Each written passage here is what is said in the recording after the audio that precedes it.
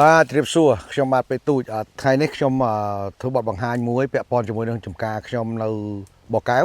ខណៈពេលនេះតរេនខ្ញុំភាកច្រើនយើងចាប់ដើមផ្កាក្រអូបនិងកតុយសហើយនឹងអាចមានរីកមួយប៉ុន្តែមិនច្រើនទេអ្វីដែលច្រើនគឺផ្កាក្រអូបកតុយសនេះផ្កាវ័យនៅលើក្បាលខ្ញុំនេះអញ្ចឹងអានេះយើងហៅថាផ្កាកតុយសវាចាប់ដើមលៀនសមកចេះយប់នេះវានឹងរីកហើយបន្ទាប់មក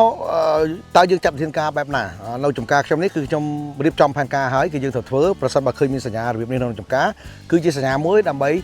ទាមទារឲ្យយើងជួយទៅលើប្រព័ន្ធឫសឲ្យបានល្អ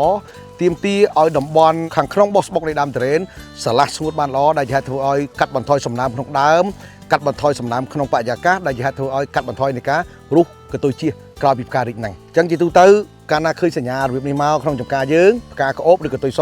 យើងចាប់ដើមកាត់ស្មៅក្នុងគល់សម្អាតគល់ចេញរស់ឲ្យស្អាតហើយយើងប្រើថ្នាំជំនួយទៅឫសដើម្បីឲ្យឫសហ្នឹង5ដល់10ថ្ងៃបន្ទាប់ពីហ្នឹងវាមានសមត្ថភាពពេញលេញក្នុងការស្រូបទឹកស្រូបជីដើម្បីទៅចិញ្ចឹមកតុយជាឆេះក្រោយពីផ្ការីកហ្នឹងអញ្ចឹងយើងត្រូវតែកាត់សម្អាតស្មៅរស់ចេញឲ្យស្អាតបន្ទាប់មកទៀតយើងប្រើថ្នាំជំនួយទៅឫសសម្រួលទៅដីដូចជាយើងប្រើដូចជាយូមីកាលី6គីឡូ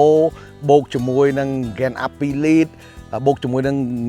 Gen Sing នឹង1លីត្រមកទឹក1000លីត្រយើងស្រោចវាដើមប៉ុណ្ណេះយើងស្រោចបាន50ដើមយើងស្រោចគល់ណាឬក៏យើងហៅថាបាញ់ទៅដីហ្នឹង50ដើមដើម្បីធានាឲ្យបានថាឫសត្រូវបានចេញថ្មីបានល្អជាងមុន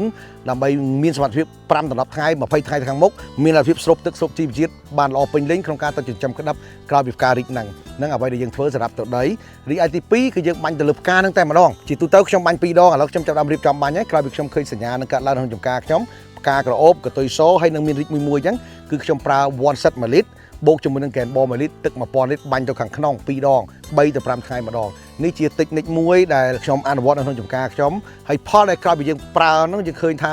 ជាប់ក្តាប់បានល្អកាត់បន្ថយការរុះក្តាប់ហើយធំធាត់បានលឿនពេលដែលយើងប្រើរបៀបហ្នឹងទៅនេះអ្វីដែលខ្ញុំចង់ជម្រាបជូនបងប្អូនជាព័ត៌មានពាក់ព័ន្ធជាមួយនឹងដំណើរការផលិតកម្មនៅចំការផងខ្ញុំអរគុណបាទសម្រាប់វីដេអូមួយនេះ